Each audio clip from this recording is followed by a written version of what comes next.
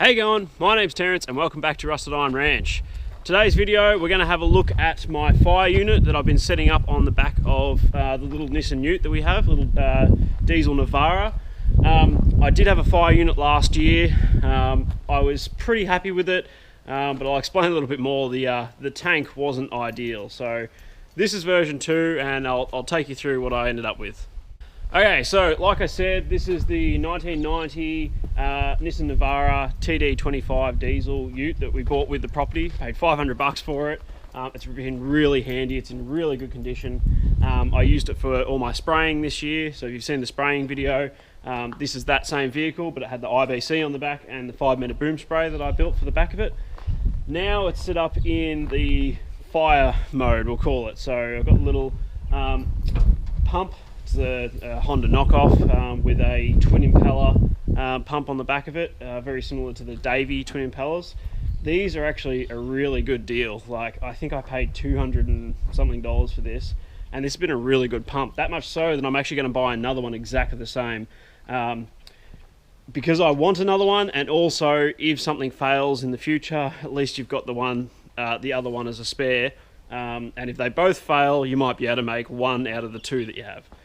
So that's the pump. The tank was a little bit different last year. I had that cradle, but I used a plastic 44-gallon drum, pretty much similar to that, but they're like a maroon plastic one. And on the top, so which was around this side, it had like a big ring. They use them to transport olive oil or something like that. So my issue was trying to seal this big ring and the big opening at the top. I eventually did get it to seal, and then right at the end of the season, I was drafting out of the dam. I think I was going to water some trees or something with it, and I must have been pumping too much in, and the little vent on the top couldn't cope with it, and it just blew the end out of the tank. So I knew I was going to be revisiting it again this year. So what I ended up with was a Schultz 200, like 205, 210, like a 44-gallon drum pretty much, plastic tank. I paid like $40 for this. Fits perfectly in the stand that I had. I had most of the fittings off the last tank. The only new fitting is this one here, and you can see there's some creative silicon job going on there. That's because I had to cut a bigger hole at the top here to be able to get my hand in to fit all the other outlets. So there's a tank fill or recirc that goes into this one, which comes from the pump. We'll have a look at that in a second. We've got a breather. This is a fill if you want to take the top off and fill it with a garden hose or whatever. And then you've got your outlet on the bottom there, which just goes into a 50mm cam lock, short hose into the inlet of the pump. So the way I've got this pump set up, I've got a T-piece on the inlet of the pump, and I've got a male cam lock on this side, so then I can hook my draft hose to it. So I run female on those, and I've got a female cover, so that cover has to be on to complete the circuit. The other option is running another ball valve in between, and obviously that's going to push it out a little bit further, more money, more weight, all the rest of it. So that has to be on to shut off the drafting capability of the pump. Then you've got your tank supply back here, so when you're drafting you just turn this off and then you're pulling just through this way. Keep that open for tank supply. It obviously goes into your pump housing, and then we've got our 3 outlets on top.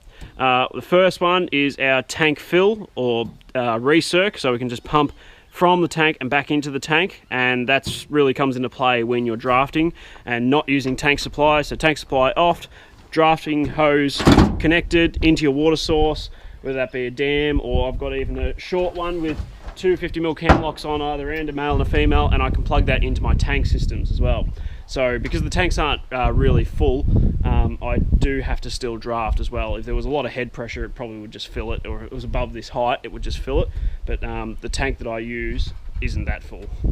So that's the first outlet, our recirc. The second outlet goes to our hose at the back. I reckon this is around 30 meters or so, maybe 40 of this 25, I think. It's either, or is it 19? Might be 19 mil hose actually. What's it say? It's 19, so it's 3/4 inch hose. It actually says the ID is 20 mil, but we'll call it 19. So it's 3/4 inch hose.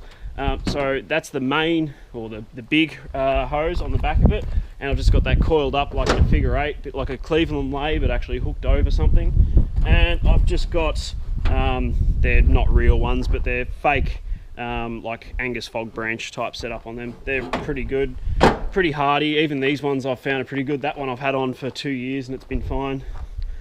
Sandy's just laying in the shade there.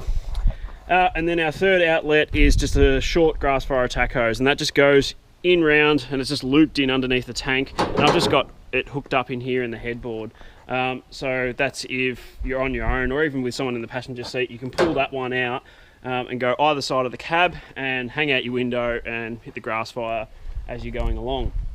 I do have plans for this circuit as well. I want to keep it as is, so you can still use it as a little short hose off the side. Obviously you're going to get better pressure out of a shorter hose because you don't have that friction loss over the full length of the hose. So I'm thinking I might put a elbow in here because it's going to get all too long, and I'm going to get a 12-volt solenoid valve. And the reason I want to do that is I want to have this branch hooked up on the headboard like this, on like a little arm or something like that, just pointed and held there generally. And then rather than, if you're on your own, hang out the window, try to drive, change gears and hold the branch and not waste water, all the rest of it, pointing out your driver's side window, I'll be able to start the pump, crack this valve open, and then control the 12-volt solenoid valve from the cab, just an on-off type thing. So you can turn it off, the whole that hose shuts off, you can turn back around, line back up to wherever you're on the flank or whatever, turn the thing back on, and away you go. I think that'll be a hell of a lot better. It'll just be like a little monitor type thing. And then if you do want to get off and use this hose outside the car, you just make sure that 12-volt switch is turned on, unhook it from its little clamp. I don't know what I'm going to do there yet. I'm going to do something, but that'll just kind of get built and designed as I'm going, I think. And then just use it as a conventional hose. So that's the plan with that. Apart from that, it's pretty simple. I also made a different way of mounting the pump this year. I've just got a little bit of angle iron with the ends cut off, just to kind of wedge that down in there. It bolts through the tray. I haven't done that yet to the tank, so it's actually held on by those straps. It has to have straps on it anyway, because that's the only way I'm holding the tank down into the cradle.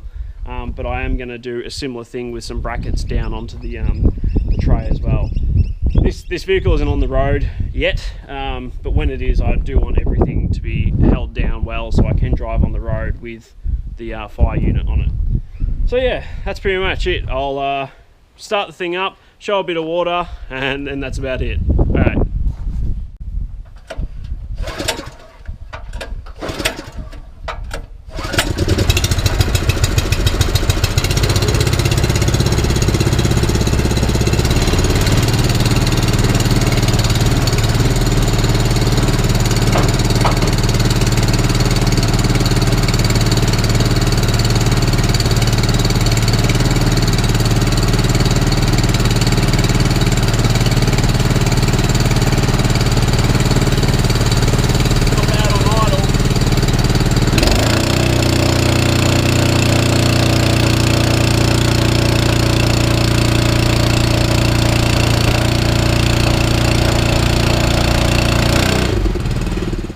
So there you have it, just a quick little overview of this year's fire unit at Rusted Iron Ranch. It's going to be evolving over the years, I'm absolutely sure, but I do like the idea of the 200 litre on the back of the ute. Still plenty of room if I do need to cart something on here, not too much weight, and even when it's on the road it'll be well under its weight. I think that this could probably carry about 750 kilos, so we're probably only, if I'm being really generous, it's probably only 300 kilos type thing, the water and what everything else weighs. So we're well within our gross limits, that's for sure.